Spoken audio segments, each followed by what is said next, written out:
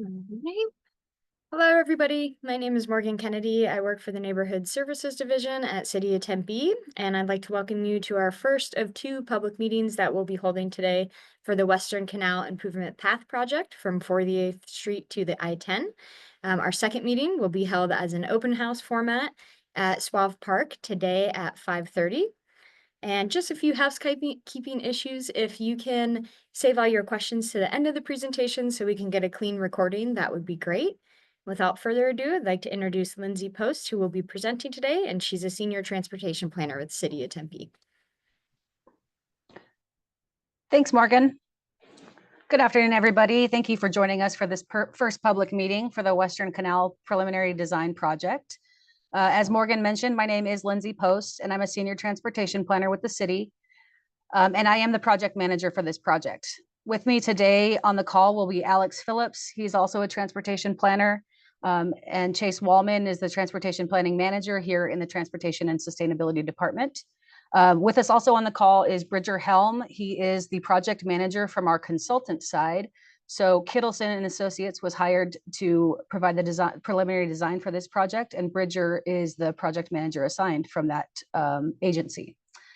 I will provide a brief presentation of about 10 slides, and then I'll open it up for questions and comments at the end, as Morgan mentioned. So please do keep your mic muted until the end of the presentation. You'll see at the bottom left of your screen is how you can control your mic and your camera. And then I believe there's also a chat feature if you're not able to use audio.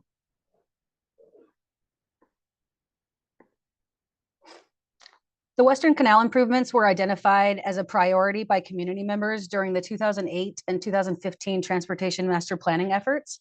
Last year, I applied for funding for this preliminary design from MAG, Maricopa Association of Governments, who is designated to receive federal funds on behalf of the state. This project corresponds with Phoenix's phase 2 of their own Western Canal Improvements Project and ADOT's bike and pedestrian bridge over I-10. We are currently in the community engagement piece of our project, and I do want to let you know that there is no funding identified for further design or construction. So this is just for the preliminary design.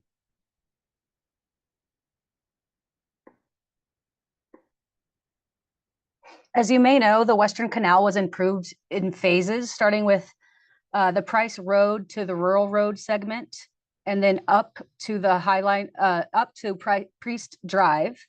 And then finally in 2020, it was completed to the west to connect to the Highline Canal. And this created a large network of bike and pedestrian active transportation networks in Tempe.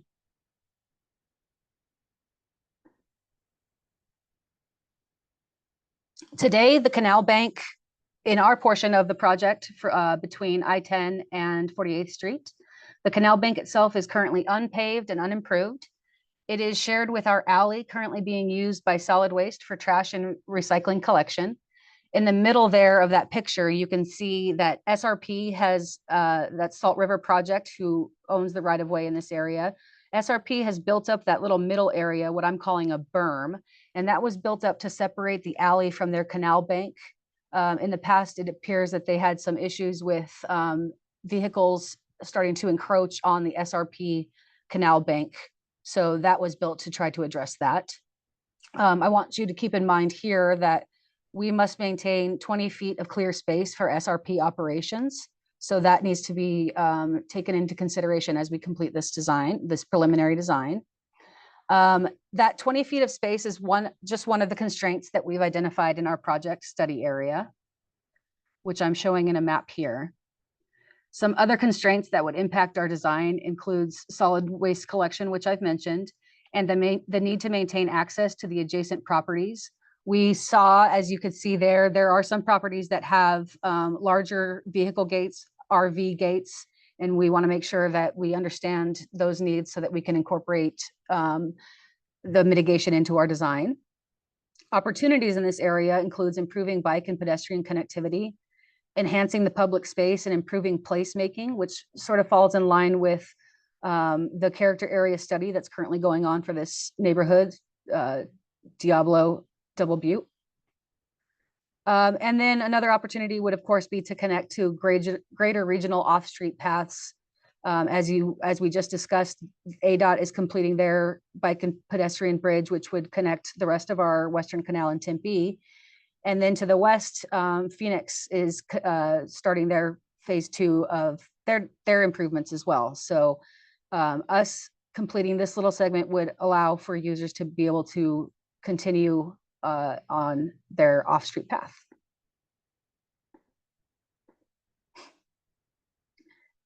This slide is a very early conceptual cross-section of what the canal portion of the project could include. Some things to keep in mind here is that requirement to maintain the 20 feet of clear overhead space, which would include shade or tree canopies. So we can't have even the branches of a tree encroach on that 20-foot space. And that has to do with the need for SRP to be able to access what they need without having to wait for a lineman or someone to come and trim the trees for us. And something else to keep in mind is that SRP prescribes what landscaping can be installed in their right of way through their list of approved plants. So as we work with the neighbors here to understand what the needs are, we'll make sure that that you know what plants could be planted here. And here's what the Wendler Drive portion of the project looks like today. I drew an arrow to point to where the ADOT bike and pedestrian bridge is being constructed and their approach on either side. So you can see that they are completing a 10-foot concrete path and the path ramp leading up to the bridge over on the east side of I-10, and that will curve around to the top, to the north, the top of the screen, and connect to our already completed Western Canal project that ends right there at Priest Drive. And then you can see that they are completing a 10-foot path ramp on the west side. That's actually already done today. It just hasn't opened yet. And it goes right up to our right of way on Wendler Drive. This next slide shows the way that it looks today from the street itself. So I took these pictures last week. The two pictures on the left do show where that red arrow was pointing to. So this is exactly where ADOT has built their ramp to meet our right of way. So it ends here with this accessible sidewalk termination where we can start to pick up and build out this portion of our project with the feedback that we get from here and our next public meeting. So that middle picture is looking south. There's no sidewalk there today. And then the picture on the right is looking north toward where we would connect to the canal, which is just towards the end of that picture.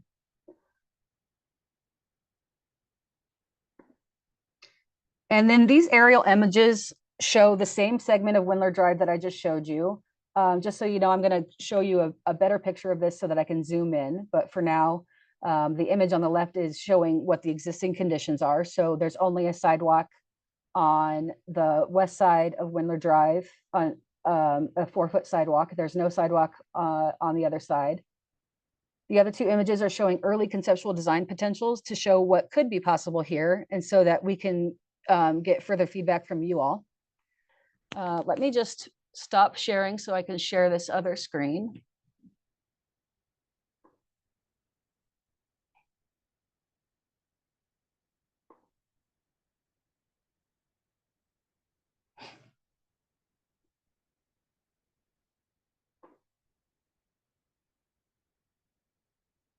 Maybe. Okay.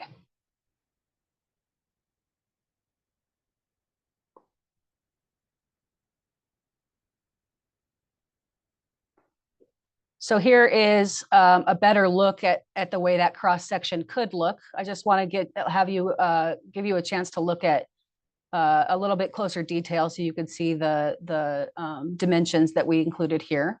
So this option A could include keeping the 4-foot sidewalk on the west, adding a 5-foot sidewalk on the east. Both would have 8-foot parking lanes and then a 6-foot bike lane. And then over here, option B, with a little bit of a different design. And this again is just very early conceptual design so that we can gather your feedback. This is a little bit different. This has a narrower vehicular roadway, 8-foot 8-foot parking lanes. It would allow for a landscaped buffer on the east side, and then a 10-foot multi-use path that would be able to be for bikes, pedestrians, anybody who wanted to use it. So I'm just going to give you a chance to look a little bit closer. Today at the open house, this board will be prominently displayed for you to look at as well.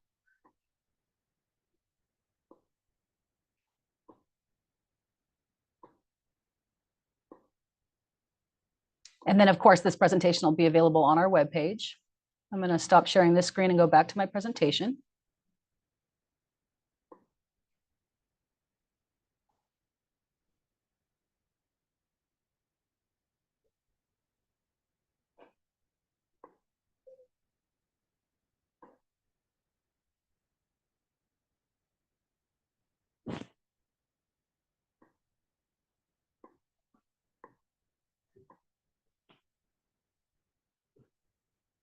Morgan, am I still sharing the slideshow now? Yep, you're back on the presentation.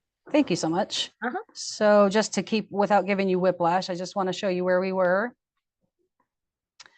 And then this is our last slide. Finally, here's our project timeline. We are on track to complete the project in early 2026. We will have a second round of public meetings in summer or fall where we will be able to show some design alternatives based on your feedback. Final deliverables from Kittleson and Associates will include cost estimates, a 15% design, and a project assessment report. We will then be able to use that those deliverables to start pursuing funding for the next phases of these projects, of this project. So just another reminder that there's no funding identified for final design or for construction.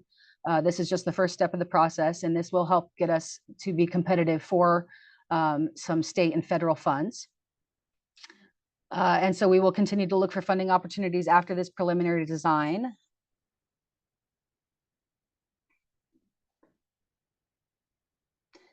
And that was the end of today's presentation. I'll pause here for questions, but I first wanted to invite you to reach out to me with your questions about this project. My email address is listed here. I've also included a QR code to our webpage that will have the link to the survey.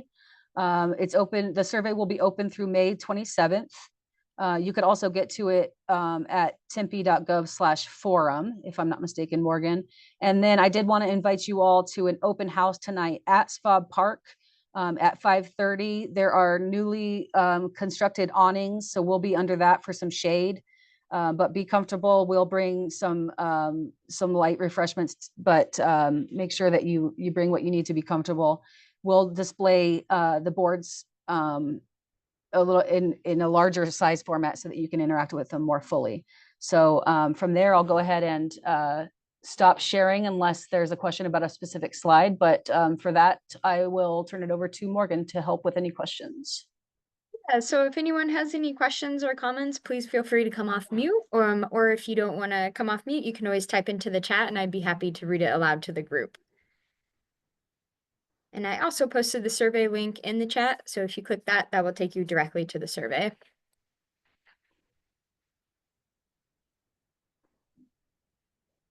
Any questions or comments?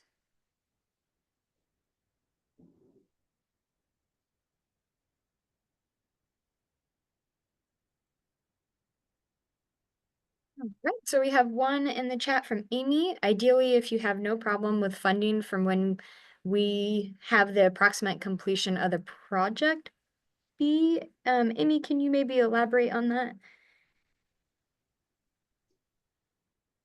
So I'm assuming that's like if there were no issues with funding, if we had all the funding in the world, how long would this take? Mm-hmm. Is that correct, Amy? Yeah, okay, perfect. Go ahead. Yeah, if we had all the funding in the world, we would just be beholden to the basically the bureaucratic process. So there are some oh, there's someone in the waiting room. There are some steps we would need to take to go through final design. Then we need to do a more intense environmental review, and then move on to construction. I could see construction of this project probably taking less than a year. Chase, do you want to speak to that at all? Yeah, I would. This is Chase Wallman, Transportation Planning Manager for the city. With other similarly scaled projects, I would anticipate that a final design process would likely take around 18 months or so, if it were to have federal funding associated with it, so that there's enough time to get all the required reviews from our partners, such as SRP or other utilities in the area, as well as it needs to go through a review process through ADOT, Arizona Department of Transportation, as well as the Federal Highway Administration. So typically that design process on a project of this scale would typically take around 18 months or so. And then after that, you would be able to, assuming everything's approved and reviewed, you would advertise that for construction. And assuming you have a responsive bidder, that could take another 3 months or so. So in total, once the process started with the final design, it would probably be as soon as 2 years after that final design process started. That's a pretty aggressive schedule, assuming no kind of roadblocks or anything like that. So again, no funding identified for design or construction, but in an ideal world, that would be the best estimate. Thanks, Chase. Thank you for your question, Amy. Anyone else have any questions or comments?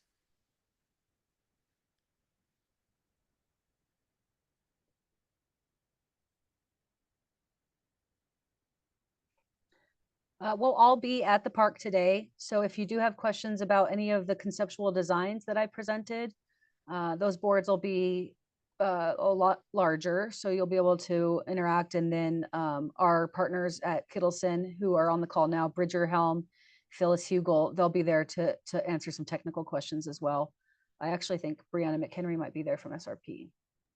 Thank you also, Brianna, for joining today. Yeah. Hi, this is Patricia DeRoss with SRP Local Government Relations, and I appreciate you, holding this meeting and working with us. Yeah, Brianna, unfortunately, I can't be at the meeting tonight, but she will be there. She is our canal improvement expert, and so we just asked to work with us because, that's where our power lines go. We have a lot of stuff that people may not realize that happen along the canals, or we need to protect along the canals. So we're just, appreciative to be at the part of the discussion so we can explain those reasons, because it may not always be obvious to, the average person why we can or cannot do something. So we appreciate that. Thanks, Patricia.